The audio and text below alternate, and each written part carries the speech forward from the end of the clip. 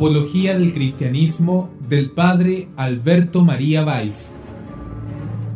Un texto bellísimo, antiguo y vigente al servicio de la defensa de la única verdad, en Convicción Radio.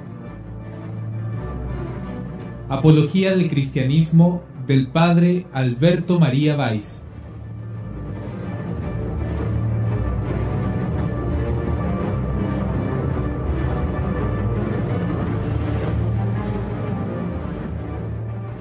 Convicción Radio.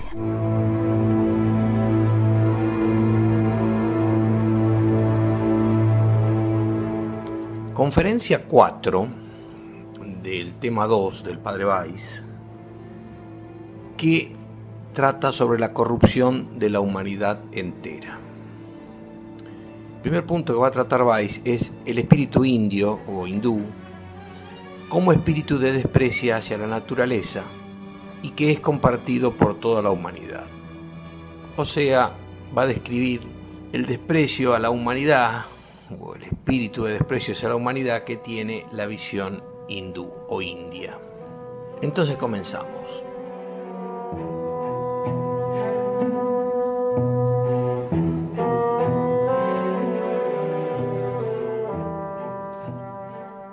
El país de la tierra más favorecido es la India, esa región maravillosa de los antiguos, objetivo de navegantes y conquistadores, patria encantadora de los cuentos.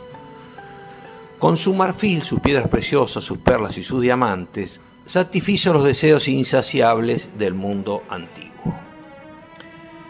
Por su perfume, sus especias, por la canela, la nuez moscada, el nardo, ha vencido a la misma Arabia, y los historiadores más fríos caen en arrebatos poéticos al hacer el relato de Koinu y del trono de pavos reales. Ese país dio al mundo el naranjo y el limonero, ricas maderas de construcción, el índigo, el pavo real y el chai de Cachemira, así como otros muchos objetos cuya importancia comercial interesa a todo el mundo, esto es, el azúcar, el arroz, el algodón. En su suelo crece el árbol de los poetas, la palmera con sus 42 variedades, y a su lado se disputan el reino vegetal, el sándalo, el ébano, el barniz del Japón, los plátanos, a cuya sombra levantan sus tiendas ejércitos de 6 a 7.000 guerreros. Es un país donde la tierra produce sin abono 2 cosechas, y en este país los hombres podían entregarse sin cuidado a los sueños y a los juegos. Los demás pueblos que deseaban gozar de la vida fueron a su escuela y de ellos adquirieron para distraerse el juego de ajedrez, las fábulas y los cuentos embriagadores de las 1001 noches. Todo esto nos lo ha dado India. Y sin embargo, ningún país hay en que el hombre esté menos contento con su suerte. La nada del mundo, la inestabilidad de la vida o la instabilidad de la vida, la vanidad de cada goce, tal es el pensamiento único que alimenta los cantos melancólicos del Indo, el alma muerta de su religión, el vacío de su filosofía. Todo esto está en el alma del pensamiento hindú o indo. La melancolía en medio del gozo, el placer de vivir convirtiéndose en tristeza, la alegría asibarada por el ruido de lamentaciones fúnebres, he ahí lo que constituye el pensamiento y la vida de los indios. Todo es perecedero, todo cuanto existe no es más que la apariencia de la malla engañadora, nada subsistirá sino el pálido e inerte Brahma, y la vida y el goce son ilusiones consagradas a la muerte por el mal. Sin embargo, no cesan de trabajar y amontonar gigantescas construcciones hacia el cielo.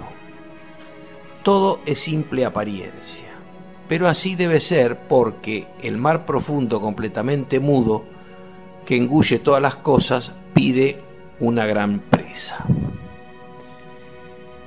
Y citamos: el hombre es efímero como la tela de la araña, que el soplo del suave céfiro desgarra, como la espuma a que da nacimiento a la ola para desaparecer enseguida. La muerte acompaña al viajero, arranca a los esposos a sus brazos, está en la mesa al lado del que hace una buena comida, esparce la sombra en los rayos luminosos.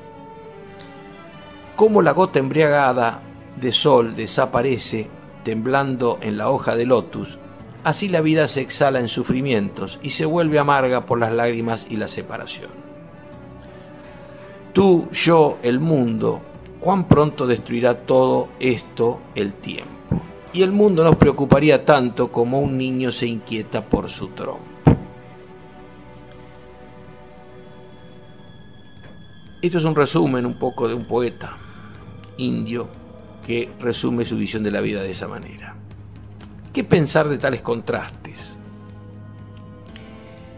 Se les da el nombre de azar, de ironía de la suerte, y no hay duda que es fácil evitar explicaciones molestas, pero no es así cuando se da satisfacción al espíritu humano ávido de razones. En vano os esforzaréis en explicar por el carácter de los habitantes, por la naturaleza del país, cómo aquel pueblo tan bien dotado, que en el reparto de la tierra recibió un paraíso de delicias, pudo llegar a ser presa de tal melancolía.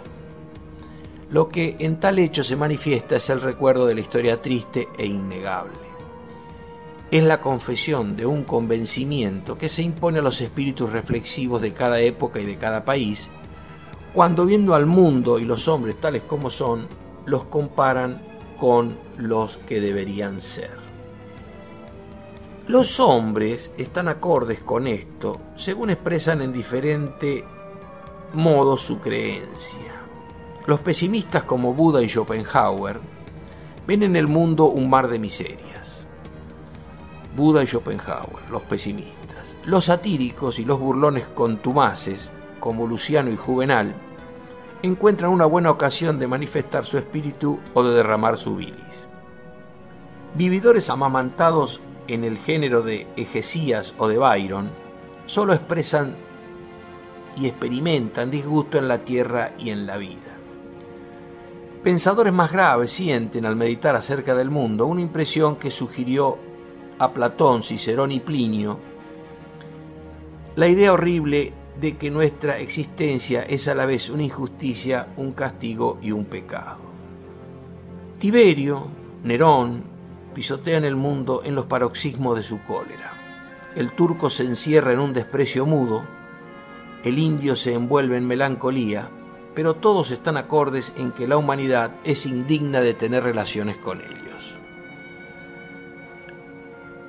Lamentemos entonces, concluye Weiss, lamentemos sinceramente esas miras sombrías, pero no seamos injustos con aquellos que las representan. La verdad reclama que se excuse a los hombres cuando juzgan a sus semejantes con tanta severidad y amargura.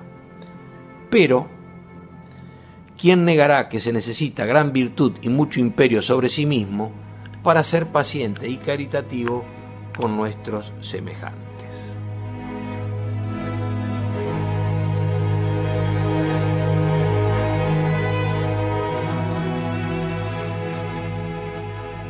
Y ahora vamos a seguir dando pruebas en el segundo punto, que la esclavitud es una prueba de la caída de la humanidad.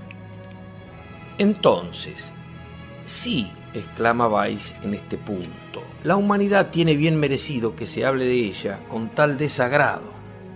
Y el individuo no tiene derecho de ser duro y violento, verdad es, pero la totalidad no tiene tampoco el derecho de quejarse.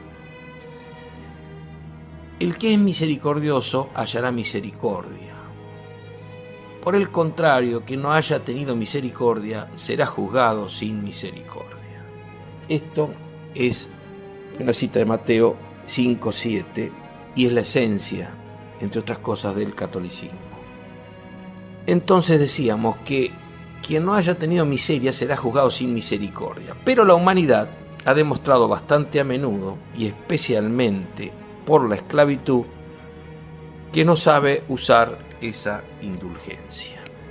La esclavitud era un principio constitucional en todos los antiguos estados. En Grecia no podían siquiera concebir un hombre decente y digno sin esclavos, y hasta los pobres lo tenían. Esto lo confirma Plutarco en una cita al pie. En el territorio de Atenas vivían como 400.000 esclavos aproximadamente, con los 10.000 ciudadanos y otros tantos extranjeros domiciliados. O sea, 10.000 ciudadanos para 400.000 esclavos. En Corinto había 460.000 y en Egina 370.000. No se sabe cuántos había en Roma, pero basta para formarse una idea aproximada saber que Cecilio Claudio dejó 4.116 a su muerte. Esto lo dice Plinio en una cita 3347. Este señor Plinio dejó 4.166 a su muerte, y también se sabe que un Liberto de Pompeyo tenía tantos que Séneca compara su lista con las de los soldados que tuviese un general. Entonces será lícita pues la conclusión que era muy considerable el número de aquellos infelices. Sin embargo, no nos excedamos en nuestra justa cólera contra los antiguos, porque sería tanto como condenar nuestra época y nuestra sociedad mismas. Verdad es que desapareció en gran parte la terrible situación de los esclavos en los estados meridionales de la América del Norte, situación que Mr. Bairstow describió en La cabaña del tío Tom, libro de reputación universal, pero fue para ello necesaria una horrible guerra civil de 4 años, está hablando de la guerra civil de Estados Unidos, que costó la vida de cerca de 500.000 hombres. Como consecuencia, se han atenuado considerablemente las atrocidades de las cacerías de mercado y los mercados de esclavos en África. En tiempo de Schaumer, el número de negros exportados cada año de África era aún de 200.000. Y no era menor el de los que perecían en el camino por efecto de los malos tratamientos. Estos son todas citas sacadas de lo que se conocía en esa época. Hoy no serían ya exactas aquellas cifras, dice Weiss, pero no solamente los esfuerzos hechos, el mal continúan y siempre oímos decir que participan en él los europeos. ¿Y qué significa esa palabra esclavitud? La palabra se dice pronto, pero nadie concibe del todo la miseria que contiene. Los esclavos son seres semejantes al hombre, sin alma racional, sin ley, sin conciencia, sin libertad personal, sin Dios, sin derechos, sin propiedad, sin honor, sin posibilidad de aspirar a la dignidad humana. El esclavo es una cosa contra la que no puede haber injusticia. Estas son citas de gente que pensaba así. El esclavo es una cosa contra la que no puede haber injusticia.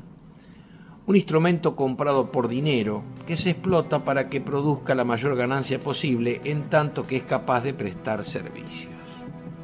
Rompe un vaso por torpeza, su amo le hace cortar las manos, le hace arrojar como alimento a los peces o le crucifica.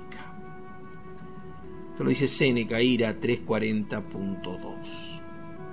Si ese amo, lo dice Plutarco, si ese amo es de más bondadoso carácter, manda aplicarle cierto número de latigazos conforme al ritmo de un trozo de música que se toca en su presencia. Acá una digresión.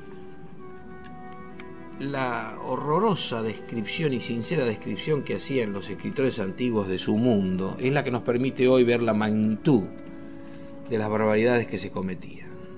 Y ellos lo dicen, lo ponen los poetas, lo dicen los escritores, los historiadores.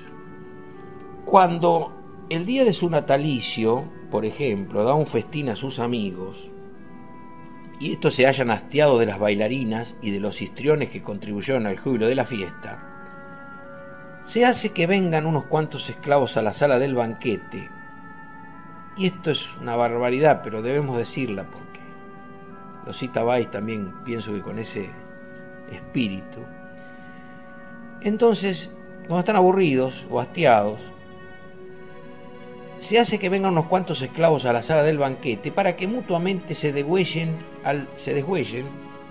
se maten, al son voluptuoso de las flautas y de las arpas, para mayor delectación de los comensales. Entonces, siguiendo con las atrocidades de esta concepción del mundo, cuando el emperador celebra su advenimiento al trono o un triunfo, las matronas y las jóvenes romanas esperan que se les ofrezca en el circo una fiesta espléndida en que lucharán 1000 fieras, leones, tigres, hienas, osos, toros y 10.000 esclavos. Tendidas en cojines resplandecientes de oro, protegidas contra los ardores del sol por el velo de púrpura que cubre a todos los espectadores, rodeados de la frescura y la fragancia que esparce una fina lluvia de agua de azafrán y de rosa, se extasían y aplauden con sus manos delicadas cuando un león clava las garras en el pecho de uno de aquellos desgraciados, o cuando a su vista son clavados en la cruz, descuartizados o quemados vivos, esclavos que representan en la escena héroes de la antigüedad. Esto también está avalado por varias citas en las cuales también está Plutarco y nos llega hasta los tiempos actuales, semejantes barbaridades. Y concluye Weiss diciendo: tal es la esclavitud, tal es la humanidad donde hay esclavos. Montesquieu pretendió que la esclavitud era menos terrible en los estados mahometanos. Y es verdad que las crueldades públicas ejercidas en aquellos desdichados son menos frecuentes actualmente que en la antigüedad. Pero también en esta época, está hablando de 1890, no eran los peores males que tenían los esclavos que sufrir. El más terrible era que nada de los que para con ellos se permitían era considerado como un pecado, y que no tenían el derecho de preservarse de ningún pecado que el amo quisiera que cometiesen. En este concepto, acota Weiss con mucha claridad, la esclavitud actual es todavía la misma que antes. Esto es una cita, Malzau, Stuttgart 1846. O sea que Weiss está documentado y sabe de lo que habla. No hacen falta largas pruebas para demostrar que tales fenómenos denotan una degeneración horrible del corazón humano. En nuestra época, que además tiene una especial predilección por las excrescencias y los desperdicios de la sociedad humana, se ha procurado defender la esclavitud, se ha creído poder separar de ella aquellos horribles abusos y que no se debía a causa de ellos condenar toda la institución. Admitimos que esa inhumana dureza no está ligada necesariamente con ella, pero es difícil suprimir las otras inmoralidades que le son inherentes.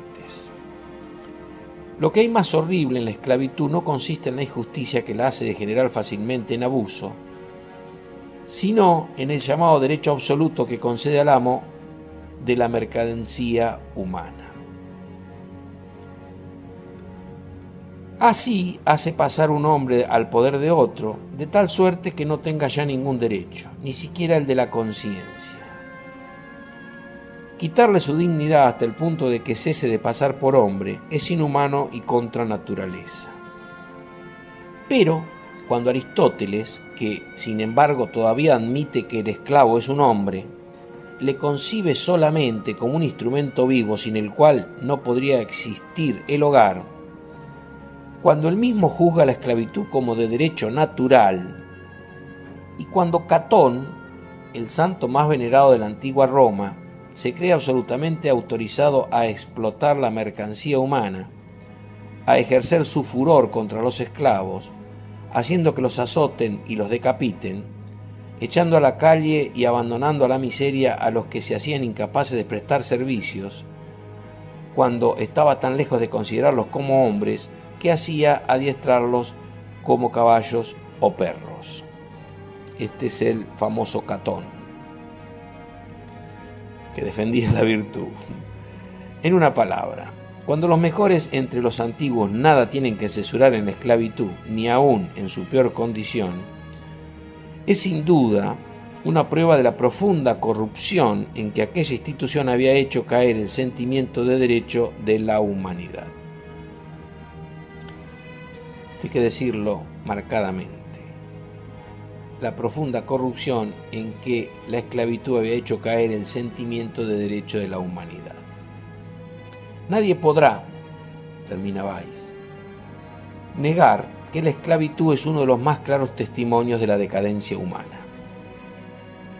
Los autores griegos conocían muy bien tiempos en que la esclavitud no existía en Grecia. Entonces Heródoto lo atestigua. Y ni aún en la humanidad. Ni aún en la humanidad. Los romanos celebraban cada año las Saturnales en recuerdo de tiempos mejores en que esas atrocidades eran desconocidas.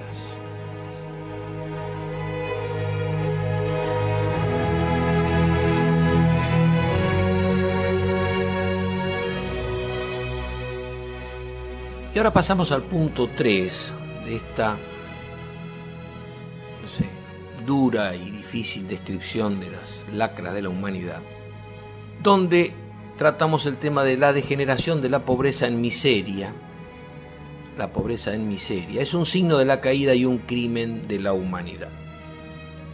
Sin embargo, por grave que sea el pecado de que el género humano se hizo culpable por la introducción de la esclavitud, se puede preguntar si no hay en la historia ejemplos más notables de la dureza e insensibilidad de la muchedumbre.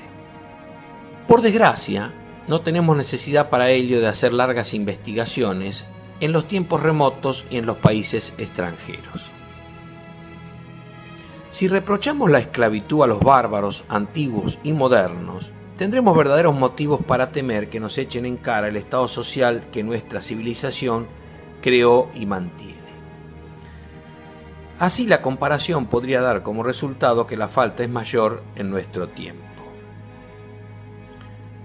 No nos atrevemos a decir si en realidad el esclavo es el ser más digno de lástima entre los hombres. No tiene derechos, es verdad, no tiene derechos, pero el mucho dinero que ha costado constituye para él una protección. Paradójicamente es una protección. Por duro que sea su amo, él sabe a lo menos que el egoísmo obliga a al amo, a darle alimento y cuidados en caso de enfermedad. Pero, arremete Weiss, ¿qué opinión deben tener de sí mismos aquellos hombres dignos de lástima que consideran como brillante victoria conseguida entre miles de competidores la conquista de un puesto en el cual pueden aplacar su hambre en tanto que son capaces de trabajar, pero que consume sus fuerzas en breve plazo, dejándoles solo la perspectiva de ser expulsados cuando no pueden ya prestar servicios y condenados a morir de hambre? Ni quién podrá contar el número de esas criaturas desgraciadas cuya existencia y cuya suerte arrojan tan oscuras sombras en nuestra civilización tan decantada, preguntaba Weiss. No dejamos de criticar, y de hecho siempre lo hacemos, el estado social de la antigua Roma, y ciertamente que tiene por qué apenarse el que ama a la humanidad cuando lee en la historia que en tiempo de César el número de proletarios fue reducido en la capital por una expulsión de 320.000 a 150.000 y que subió de nuevo a 200.000 en el reinado de Augusto, ostentando a la vez una prodigalidad y un lujo que les hacía sentir más su miseria. Pero, exclama Weiss, ¿qué son esas cifras en comparación con el estado actual? Y aquí va a empezar a describir, que vamos a sintetizar, los hechos que Weiss veía en Europa, en Inglaterra, en Alemania, en Bélgica, que los vamos a pasar por arriba, pero hay datos que son contundentes y por supuesto están avalados por citas al pie. Entonces, en aquella época causaba asombro que un rico pagase un asno de raza en 400.000 sextercios. un asno de raza 400.000 sextercios. Equivalente en moneda actual a cerca de 3.000 libras esterlinas, 60.000 marcos o 75.000 francos. Y prosigue Weiss. El 11 de enero de 1890 pereció en un incendio ocurrido en Versalles, del Kentucky, un caballo de carrera. El caballo de carrera se murió, que el año antes había sido tasado en $51.000, esto es 270.300 francos. Y no hacía mucho tiempo que el coronel Cawley había comprado otro caballo en 525.000 francos, y otro rico de California había pagado 579.000 marcos por Ormonde, el célebre vencedor de Derby. Estas son carreras de caballos. Cuando se pagan caballos a tal precio, se dan 5.000 libras esterlinas por el dogo, por un perro, Basildine, y se conceden cada año premios de carrera de 50.000 florines, de 250.000 francos, de $200.000, sin contar millares de premios más pequeños, cuando en el espacio de 4 meses se cruzaron en las carreras de apuesta por valor de 101 millón de francos, 101 millón de francos, como sucedió en París desde el 1 de septiembre de 1891 al 1 de enero de 1892.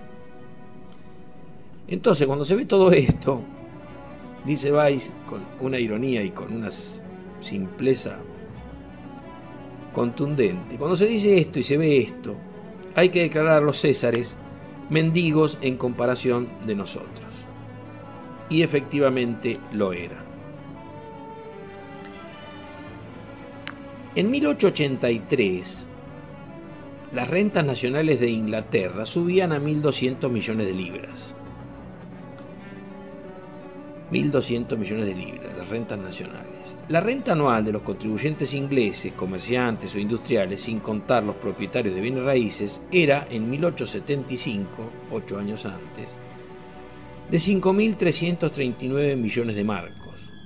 Los impuestos de las bebidas espirituosas, la cerveza y el tabaco importaban 35 millones de libras esterlinas, o el equivalente en franco, 896 millones de francos, en el presupuesto de 1880-81. Y entonces, en 1887, los ingresos del presupuesto de Francia alcanzaban a 3.234 millones. Con tal aumento de las rentas y de la riqueza natural, parecía esperar que el número de los desgraciados hubiera disminuido en la misma proporción. Pero sucedió precisamente lo contrario. En la opulenta Inglaterra de fines del siglo XIX, más precisamente 1871, el número conocido de pobres que vivían de la caridad pública era de 1.280.000. Y desde 1854 a 1863, es decir, durante un periodo de 10 años, se han comprobado entre los pobres, respecto de los cuales ni se averigua siquiera por qué no pueden vivir, 3.292 fallecimientos ocasionados por el hambre. No falta quien afirme que mueren cada año 78.500 personas de hambre en aquel reino y 7.500 solo en Londres. Y lo que allí sucede ocurre también poco más o menos en todas partes. Acá una digresión. Esta pauperización de la sociedad, fruto del capitalismo manchesteriano y de sus sucedáneos, es la que aprovecha Marx para sembrar su teoría del marxismo. De la avaricia de los poderosos surgió esa diabólica ideología llamada marxismo. Y prosigue Weiss. Y lo que allí sucede en Londres ocurre también poco más o menos en todas partes. Entonces dice, de 908.630 familias que contaba en 1853 Bélgica, cuya floreciente industria la hace superior a muchos otros estados, 446.000, o sea, un 40%, vivían en la miseria. 373.000, un 30%, casi 40.000, casi un 30%, vivían en situación precaria y solamente aproximadamente 90.000 que vivían con holgura. Y prosigue Weiss con estas cifras que son contundentes. 3 meses después de la Exposición Universal de Chicago, había en Nueva York 160.000 individuos sin trabajos según datos oficiales. 160.000 desempleados. En Chicago había 117.000, en Boston 40.000, y en todos los Estados Unidos, refugio hasta entonces de cuanto buscaban trabajo, dice Weiss, había 15 millones de individuos que carecían de él, o sea, carecían de pan y de trabajo. Y entonces fue tanta la miseria que en las casas de corrección organizaban los detenidos colectas para socorrer a los que estaban con necesidad. He ahí lo que ocurre en una sociedad donde se dice con razón que dentro de poco no habrá millonarios sino archimillonarios. Acá una digresión, esto es conocido, es real. Los supermillonarios, los Rockefeller, los Vanderbilt, los Morgan, que surgieron a fines del siglo XIX y principios del siglo XX en Europa y en Estados Unidos, Rothschild, ya Weiss con su agudeza lo veía y ya se sabía que esto iba a ser así. Y de hecho fue así, lamentablemente. Entonces dice Weiss, he aquí lo que ocurre en una sociedad donde se dice con razón que dentro de poco no habrá millonarios sino archimillonarios. Cuanta mayor es la riqueza pública, más amarga es la miseria general. Por eso en Estados Unidos se acuñó la palabra el evangelio de la avaricia, porque era la avaricia lo que movía a todos estos señores archimillonarios. Semejante partición de la riqueza, tal desigualdad, una contradicción tan chocante entre la riqueza desmesurada y la más intolerable miseria, no es una prueba de que la sociedad se halla en forma de que está en verdadera decadencia. Decimos miseria, dice Weiss, que es muy diferente de la pobreza. La pobreza es una carga. La miseria constituye una falta de la humanidad. La pobreza es carencia de bienes exteriores, pérdida de propiedad, incapacidad de subvenir a las necesidades personales. Todo esto es tolerable y casi no puede evitarse. Siempre hubo pobres y siempre los habrá. Esto hasta lo atestigua Jesucristo. Pero si la sociedad hiciese lo que debe para dulcificar su suerte y la fuerza de resistencia interior moral y religiosa equilibrase la presión exterior, a nadie aplastaría. La miseria es la imposibilidad personal de subvenir a las necesidades y el abandono por parte de la sociedad a que se pertenece. La miseria es una desgracia a la vez interior y exterior, y cuando la necesidad exterior llega a ser tal que conduce a la pérdida de la capacidad de poder mantenerse hasta la consumación de las fuerzas, la disminución de la vida, la debilitación general y duradera de la capacidad de vivir, y cuando la sociedad nada hace o no hace lo suficiente para remediar tal estado, y cuando el sentimiento de que se está desprovisto de auxilio y protección llega al acobardamiento, a la barbarie, al desarreglo, a la venganza y a la desesperación, tenemos ante nosotros la miseria.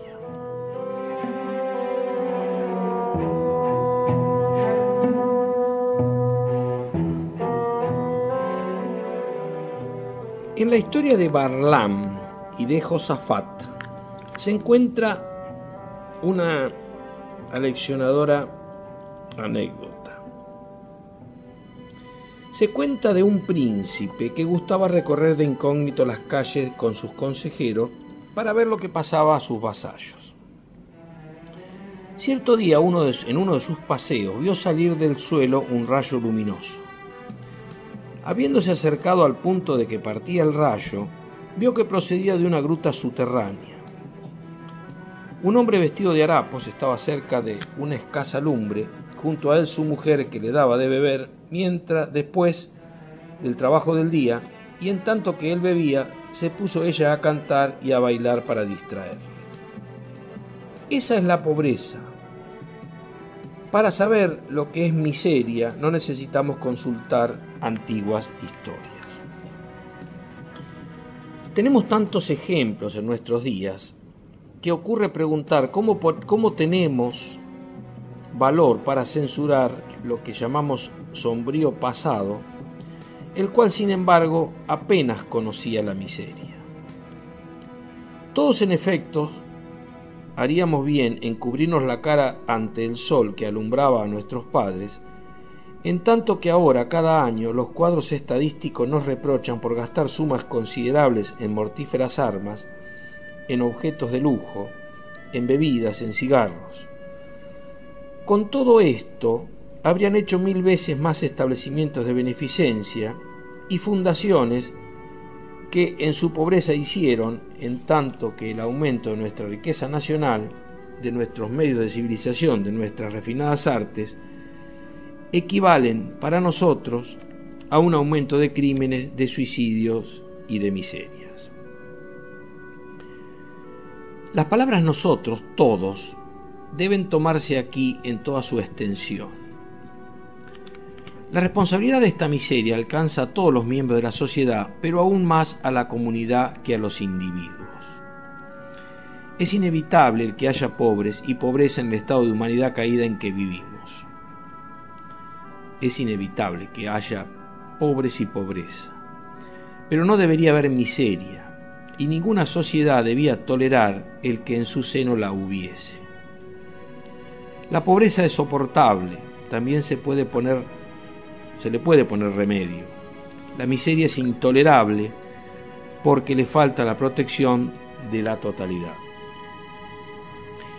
La pobreza no es, pues, para la sociedad una vergüenza, como no es un pecado contra la ley de Dios. La diferencia entre el pobre y el rico es un orden establecido por Dios. Pero, si la sociedad priva al pobre de su protección, si deja en libertad la explotación y la usura, si la pequeña minoría que nada en oro no solamente no ofrece ningún medio para salir de su situación a la muchedumbre privada de auxilios, sino que la oprime y la explota, y si el lujo excesivo de unos hace sentir a los otros tanto más amargamente su miseria, y si la inmortalidad que inspiran la arrogancia y el crimen cometidos contra la ley divina es 100 veces peor que la inmoralidad a que conduce la miseria negra,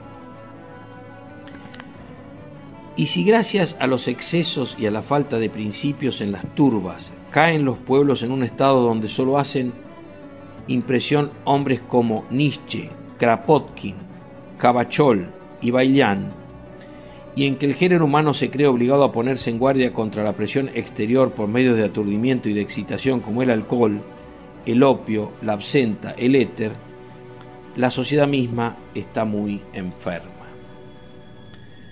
No solo está enferma, sino que es culpable porque ha faltado gravemente a su deber.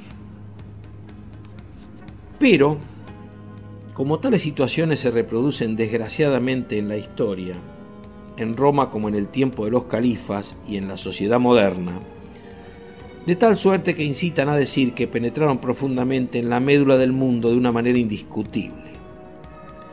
La humanidad misma da la prueba de que está enferma y enferma de muerte, y lo que es peor aún, que ha caído muy bajo, que es una gran criminal, tanto por herencia como por costumbre. Sí, exclamabais, y acá una división, esto se lo decía a las élites que había en la Alemania donde daba estas conferencias, no se lo decía en una barricada ante el pueblo pobre, se lo decía a gente instruida, gente universitaria, si se quiere. Sí, se puede responder sin temor, dice Weiss, afirmativamente a la pregunta de si los pueblos pueden errar, y que no solamente los pueblos, sino una sociedad entera, aunque gracias a Dios no de un modo absoluto y para siempre, pueden caer en la demencia, en la embriaguez, en la locura y en el crimen. Ninguna época es más a propósito que la nuestra para demostrar que no solo hay enfermedades físicas contagiosas, sino que hay también una influencia de complacencia en el mal, una peste de la incredulidad, un bacilo de la grosería, de la anarquía y del furor de destrucción.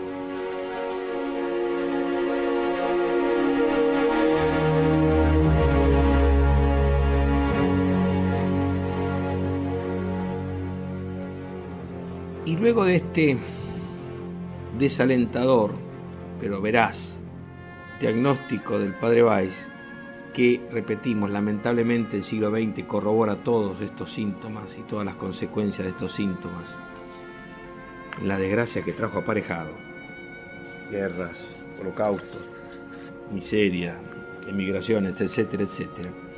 El padre Weiss toma el tema el siguiente, que es la humanidad solidaria de los crímenes de sus miembros más perversos.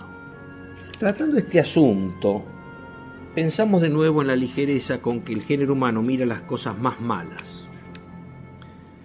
Se deploran los tristes acontecimientos del día, se los censura, se habla de ellos, pero a nadie se le ocurre preguntar cuál es la causa. Y sin embargo debe imputarse esta, en mayor número de casos, a los que tratan ligeramente de ello, que a los que parecen a primera vista responsables, y no a menos a la totalidad que a los individuos tan severamente juzgados. O sea que Weiss arremete contra los que tratan ligeramente este tema. La historia nos ofrece más de un testimonio. El hombre pudo ver en Nerón un ejemplo de la degradación de que es capaz, pero aquel tirano se había asimilado a las singularidades del pueblo romano por modo tal y se había por esa razón hecho tan popular que aquel pueblo no quería creer en su muerte, esperando siempre que volviese. Esto lo dice Tácito, lo asegura Tácito. Y hasta lo aguardaba con impaciencia. Y hay varias citas acá sobre este punto. El pueblo no podía creer su muerte. 3 impostores osaron presentarse en su nombre, y el ardor con que se le deseaba continuó siempre de tal suerte que aún entre los cristianos que esperaban la próxima venida del anticristo, muchos creían que éste podía ser muy bien el terrible emperador. No procedieron distinto los romanos a la muerte de Calígula y de Domiciano. Todos los excesos de rabia, de desprecio hacia los hombres y de desórdenes con que estos monstruos mancharon el género humano no les hicieron perder la afección del pueblo, al contrario, la humanidad se interesó por ellos hasta en los infiernos. Calígula y Domiciano. Un ejemplo semejante presenta la historia rusa. Por sus atrocidades precisamente fue Iván el Terrible el favorito de su nación. Principio del siglo XVIII. Es Iván el Terrible.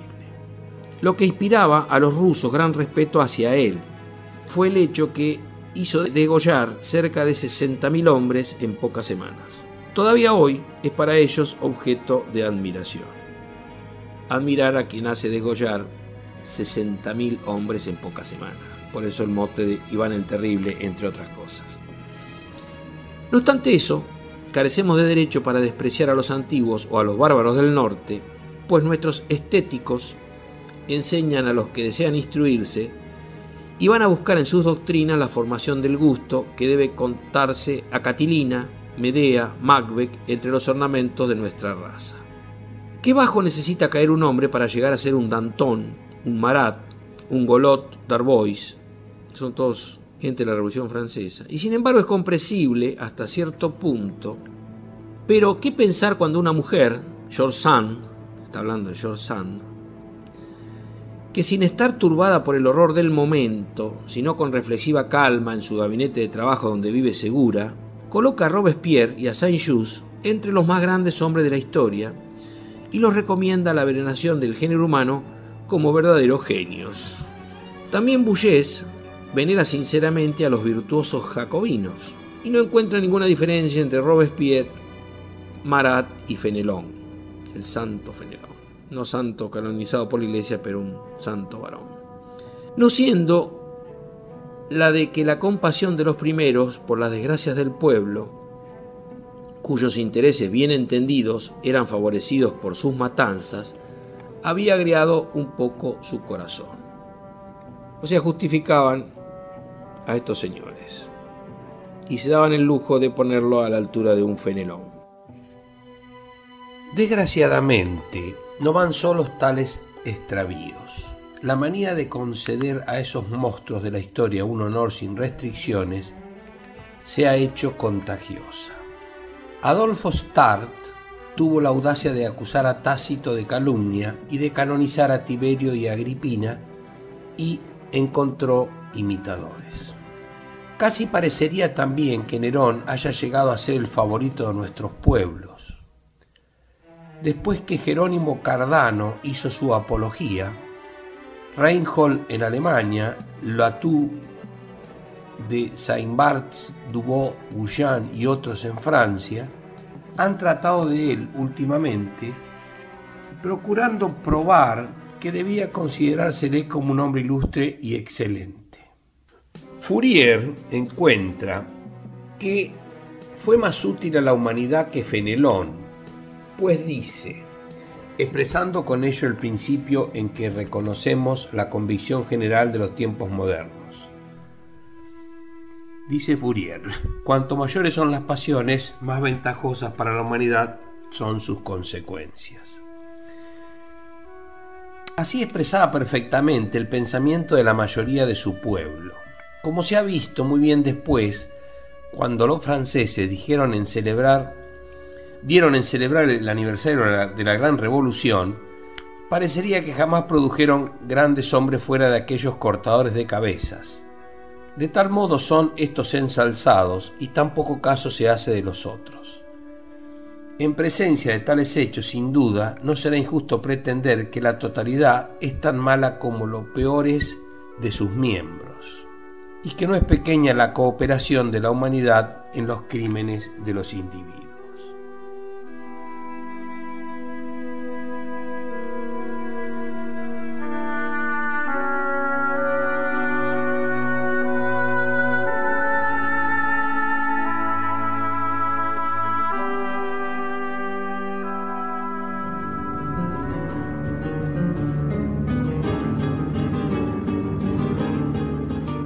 Apología del cristianismo del padre Alberto María Valls.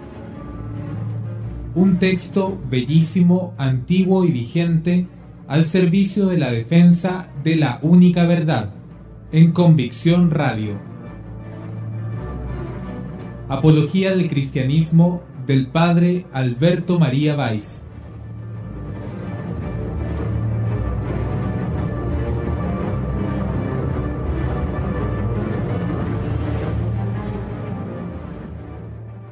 Convicción Radio.